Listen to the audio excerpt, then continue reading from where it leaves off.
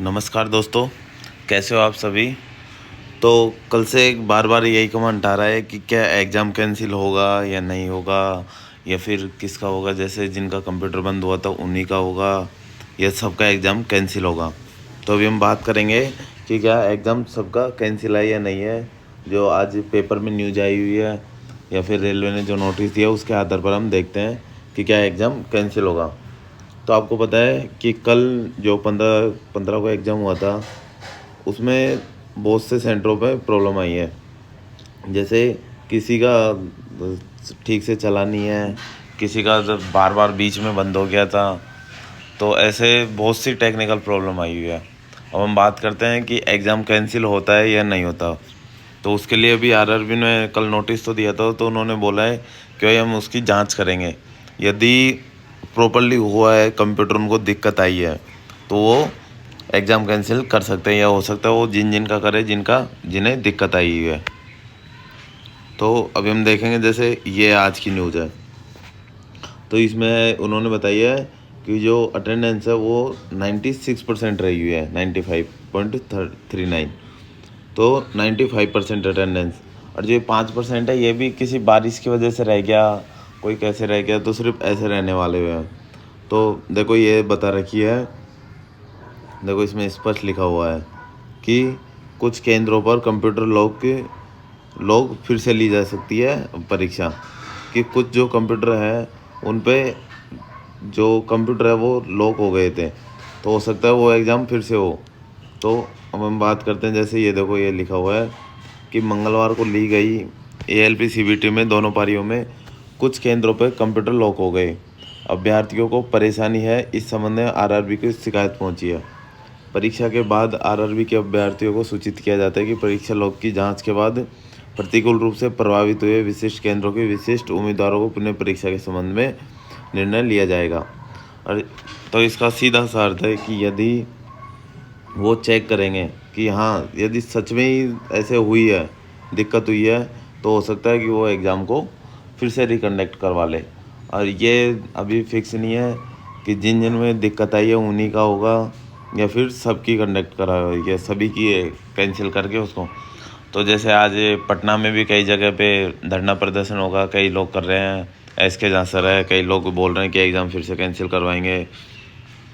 तो ऐसे है। अब पता नहीं इसमें रेलवे कुछ स्पष्ट नोटिस देती है नहीं देती। और ये है कि 95% अटेंडेंस रही है। सिर्फ 640 एक एग्ज़ाम का है, ये अजमेर की है। 640 था, उसमें से 602 ने एग्ज़ाम दिए, 38 अटेंडेंस एब्सेंट रहे हैं। फिर हम बात करते हैं जो सिमिलरिटी टेस्ट था उसकी। तो कल से बार बार कमेंट आ रहे हैं कि सिमिलरिटी टेस्ट में कितना सेफ अटैम्प्ट रहेगा, कितना सेफ अटैम्प्ट रहेगा। क्योंकि जो क्लॉक टेस्ट है और सिमिलरिटी टेस्ट है उसमें सभी को दिक्कत आई है। किसी का स्कोर सिमिलरिटी टेस्ट में 72 में से 50 ही पहुँचे है, कोई 48 भी पहुँचा है, कोई 45 भी है। और जो एवरेज स्कोर है वो सिर्फ 60-62 के आसपास है, उससे ज़्यादा नहीं है। और जो क्लॉक टेस्ट है वो भी, जो ये वाला है क्लॉक टेस्ट है, वो भी सिर्फ 40 के आसपास, वो 20 में से 18 के आसपास है। 18 से ज़्यादा कोई नहीं पहुँचा क्लॉक टेस्ट में। तो अभी हम बात करते हैं तो उसकी सिमिलरिटी टेस्ट की। तो कल भी बार बार कमेंट आ रहे थे, जैसे कई दोस्त बोल रहे थे कि 40 वाला सेफ़ है नहीं है, 42 वाला सेफ़ है नहीं है। तो देखो ये तो सिर्फ हम अंदाज़ा लगा सकते हैं कि कट ऑफ एवरेज स्कोर कितना बनेगा। लेकिन ये है कि मैंने आपको कल भी बताया था, हम एक बार फिर से बात करते हैं। जैसे फिगर फाइंड है, तो फिगर फाइंड है इसमें 16 से 14, 16 वाला 16 से और 18 वाला हमने सेफ बताया था कि जिसके 16 और 18 बन रहे हैं वो सेफ जोन में है। फिर हम जैसे क्लॉक टेस्ट की बात करते हैं, तो क्लॉक टेस्ट में है, जो क्लॉक टेस्ट में 20 में से यदि उसके 14 के और 16 के बीच में बन रहे हैं तो एक सेफ जोन में है। क्योंकि क्लॉक टेस्ट एक उसमें कुछ क्वेश्चन थे, उनकी लैंग्वेज थोड़ी डिफरेंट थी, तो समझने में दिक्कत आ रही थी, इसलिए 14 से और 16 है। फिर हम बात करते हैं हिडन क्यूब की। उन्हें बताया था कि हिडन क्यूब में है वो अटेंडेंस सब, मतलब जो क्योंकि 10 मिनट मिली हुई थी, तो सबने 8 से 10 क्वेश्चन एवरेज सबने किए हुए हैं। तो इसमें जो हिडन क्यूब में है, इसमें यदि तुम 40 से 42 पे हो तो भी तुम सेफ हो। फिर बात करते हैं पिक्चर रिप्लेसमेंट की। तो पिक्चर रिप्लेसमेंट में 60 क्वेश्चन थे जो कि उनके लिए 7 मिनट मिली हुई थी। तो पिक्चर रिप्लेसमेंट में तो अप्रोक्स जैसे 7 मिनट मिली हुई थी, तो लगभग जो क्वेश्चन अटैम्प्ट है वो 55 से 60 के बीच में सब ने कर लिए थे। कोई एक दो है जो नहीं पहुंच पाए, तो इसका एवरेज थोड़ा बढ़ेगा। लेकिन हम मानते हैं कि ये कितना रहेगा एवरेज। तो ये इजी था, वैसे ज़्यादा हार्ड नहीं था। तो इसका एवरेज है वो 50 से 48 से और 50 के बीच रहेगा। ये फिर पिक्चर रिप्लेसमेंट का है। अब हम बात करते हैं सिमिलरिटी टेस्ट की। तो आपको पता है कि ये टेस्ट है जो सबसे हार्ड आया था कल। इसमें जो इमेज दी हुई थी वो इतनी छोटी छोटी इमेज दी हुई थी कि उसको समझना बहुत मुश्किल हो रहा था।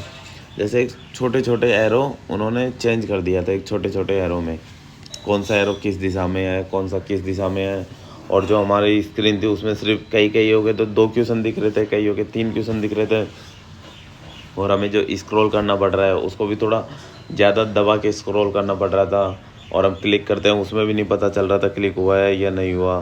तो ये कई दिक्कत हमें फेस करनी पड़ रही थी, इसलिए इसमें थोड़ी दिक्कत थी। अब हम बात करेंगे इसमें सेफ स्कोर कितने रहने के चांस है। तो जैसे ये है सिमिलरिटी टेस्ट है, तो इसमें अटेंड आप देखोगे कितना अटेंड किया है। तो इसमें एवरेज जो अटेम्प्ट है वो 60 है। 60 से 55 और 60 के बीच में अटेंड किया है। हाँ पहुँचे कुछ लोग 70 पहुँचे तो, लेकिन वो बहुत कम है, 10% है, 5% है। लेकिन जो सेफ स्कोर रहेगा वो सेफ स्कोर इसमें 50 से और 55 के बीच रहेगा। अब कई दोस्त बोल रहे हैं 42, जिनके 42 क्वेश्चन है वो बोल रहे हैं सेफ़ है या नहीं है। तो देखो 42 तो मुश्किल है, क्योंकि एवरेज बढ़ेगा ओबियसली, थोड़ा सा बढ़ेगा। हाँ पर ये है कि जिसके 50 और 55 है ना, वो भी एक सेफ जोन में है। तो अभी आप बताइए कमेंट करके आपके कितने कितने हो रहे हैं। मैंने आपको ये बता दिया है।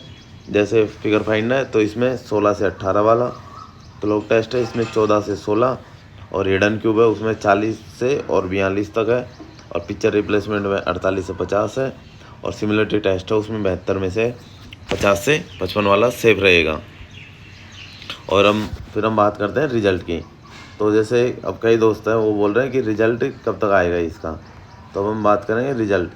अभी इसका रिजल्ट है वो, जैसे पिछली बार की हम बात करें तो इसका पिछली बार जो रिजल्ट आया था वो रिजल्ट आया था इसका, जैसे 10 मई को एग्ज़ाम लगा था। और जो फिर से एग्ज़ाम लगा था, जैसे जिनका रिकंडक्ट करवाया था वो 21 मई को करवाया हुआ था। जैसे 10 मई को लगा था, उसके बाद जो दूसरा एग्ज़ाम करवाया था रिकंडक्ट, वो 21 मई को करवाया हुआ था। 21 मई को मतलब 11 दिन बाद, क्योंकि उनको बनाना भी होता है, फिर उनको एडमिट कार्ड डालना भी होता है। तो उसी तरह अब जैसे हम लगाते हैं, हमारा 15 को एग्ज़ाम हुआ था, और यदि ये रिकंडक्ट भी करवाते हैं तो ये इतना ज़्यादा नहीं करेंगे। ये एग्ज़ाम मैक्सिमम 25 तक करवा लेंगे, ये 25 जुलाई तक करवा लेंगे।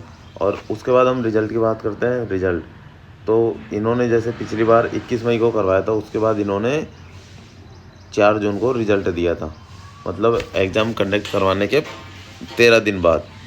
तो अब हम मान के चलते हैं इस बार 15 को तो एग्ज़ाम लगा है, तो उसके बाद ये रिकंडक्ट करवाएंगे तो 25 तक ये रिकंडक्ट करवा देंगे जिनका एग्ज़ाम कैंसिल हुआ है उनका। फिर बात करते हैं हम रिज़ल्ट की।